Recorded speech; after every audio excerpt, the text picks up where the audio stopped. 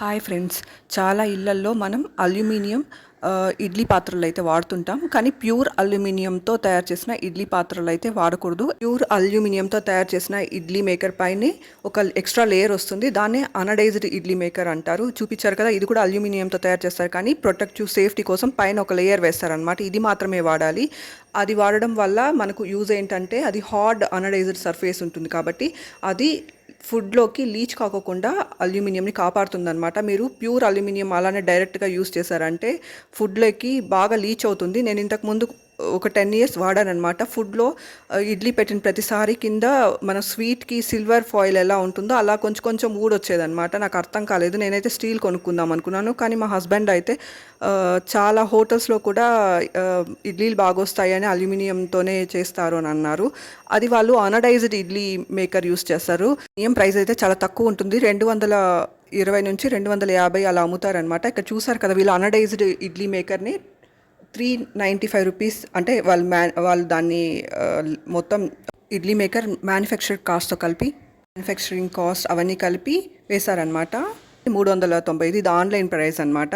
కానీ నేను కొన్న దీని ప్రైస్ ఎంత తీసుకున్నారు తెలుసా? 900 రూపీస్ ఛార్జ్ చేస్తారు. అది కూడా ప్యూర్ అల్యూమినియం అనమాట. ప్యూర్ అల్యూమినియం పాత్రలు ఎందుకు తయారు చేస్తారంటే, అనడైజ్డ్ ఇడ్లీ మేకర్ కంటే ఇది చాలా కాస్ట్ తక్కువ ఉంటుంది.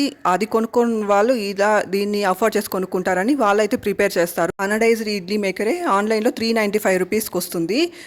ఒకవేళ షాప్లో అమ్మినా ఒక 200, 250 లేదంటే 300 ఎక్కువ పెట్టుకొని కూడా అమ్మాలి. ఇక్కడ ఏకంగా 900 స్టెయిన్లెస్ స్టీల్ కంటే కూడా ఎక్కువ పెట్టి అమ్ముతున్నారు. స్టెయిన్లెస్ స్టీలే మీరు ఆన్లైన్లో చూసుకుంటే మంచి popular brand stainless steel idli మేకర్స్నే చాలా 800, 900 అలా ఇస్తున్నారు.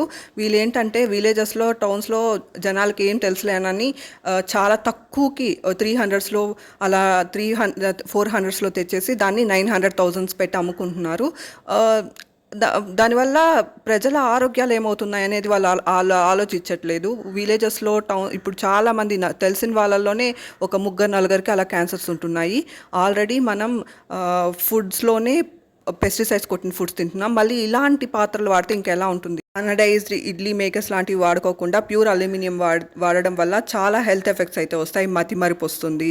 ఈ అల్యూమినియం సాల్టీ ఫుడ్స్తో కూడా రియాక్ట్ అవుతాయి. మీరు చేసే ఇడ్లీ బేటర్లో ఉప్పు ఉంటుంది కదా, దాంతో కూడా రియాక్ట్ అయ్యి మెటల్ మొత్తం కరుగుతుంది అనమాట. ఇలాంటివి యూస్ చేస్తే అనడైజ్డ్ మాత్రం వాడాలి అల్యూమినియంలో. నేనైతే ఇది మళ్ళీ ఫుడ్లో లీచ్ అవడం చూసి గూగుల్లో సెర్చ్ చేశాను అనమాట, ఎందుకు ఇలా జరుగుతుందని. డీప్గా రీసెర్చ్ చేశాను.